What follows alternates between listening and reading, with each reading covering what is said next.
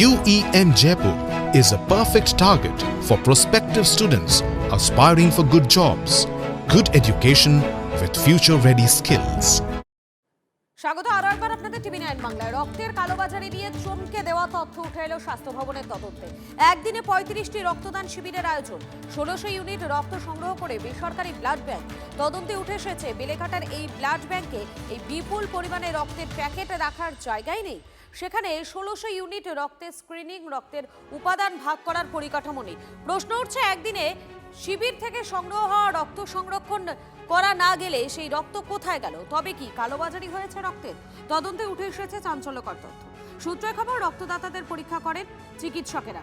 National মেডিকেলের ডাক্তারি পড়ুয়াদের নিয়ে যাওয়া হয়েছিল রক্তদান শিবিরে। সেই পড়ুয়াদের মধ্যে 3 জনকে তলব করে স্বাস্থ্য ভবন। ঘটনা তদন্ত চলছে, পদে পদে অসঙ্গতি ধরা পড়েছে, জানালেন স্বাস্থ্যমন্ত্রী। এরকম কোনো বিষয় এখন যেখানে এখন যে বেসরকারি প্রতিষ্ঠানের ব্লাড ব্যাংকের সঙ্গে হচ্ছে, তাকে সেই আরোপটা এখনো দিচ্ছি দিও নি। এটা মেন হচ্ছে অর্থনৈতিক গোলযোগ থাকতে পারে, কোয়ালিটির গোলযোগ থাকতে পারে। যেটুকু রক্ত নেওয়া মানে রক্ত হ্যান্ডেল করার ক্যাপাসিটি আছে তার থেকে বেশি নিতে পারে। প্রত্যেকটা ব্লাড ব্যাংকে তো একটা ক্যাপাসিটি আছে, তো সেইটা হচ্ছে আমাদের দেখতে হবে যে সেই ক্যাপাসিটির বেশি করছে কিনা। আপনি তো একটা বেসরকারি ব্লাড ব্যাংক 1000 ইউনিট ব্লাড নিয়ে এলো, মানে সে 1000 ইউনিট ব্লাড প্রিপারেশন করা, টেস্টিং করা অত সোজা না। নিজের ক্যাপাসিটির ঊর্ধ্বে গিয়ে যদি সে রক্ত সংগ্রহ করে, তাহলে সেই রক্তটা নষ্ট হবে, ঠিক মতো টেস্টিং হবে। দানের রক্ত বিক্রি চক্রে সরকারি হাসপাতালেরই ল্যাব টেকনিশিয়ান। রাজ্য দুর্নীতি দমন শাখার হাতে গ্রেফতার পাঁশকুড়া সুপার স্পেশালিটি হাসপাতালে 3 ল্যাব টেকনিশিয়ান।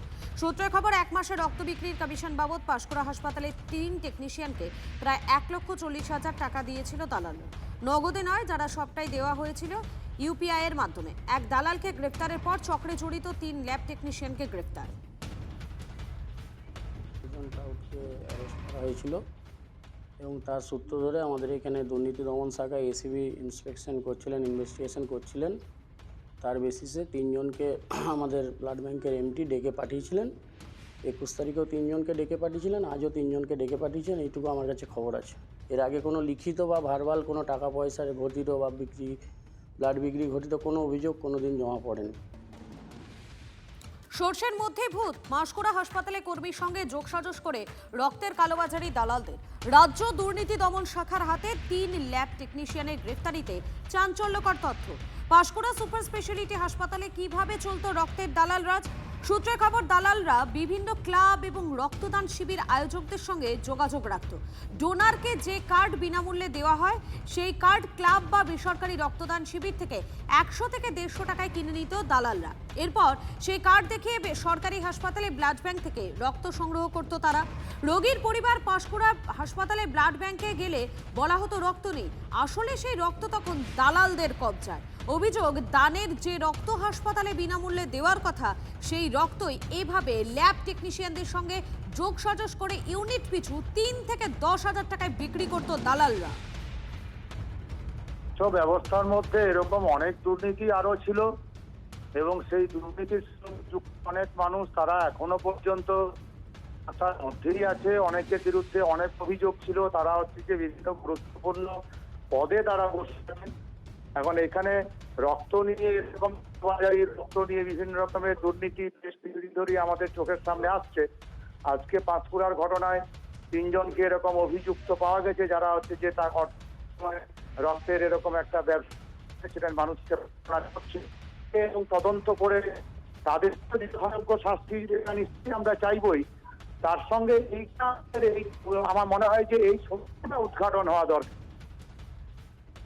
সরকার যে বিষয়ে অ্যাকশন নিয়েছে সেটা অত্যন্ত সদর্থক একটি পদক্ষেপ এবং we all should welcome this step. যে ডেফিনেটলি এটা একদিন ধরে শুরু হয়নি, অনেকদিন ধরে চলছে। তো সেটা কবে থেকে শুরু হয়েছে সেটা আনার্ট করা খুব দরকার।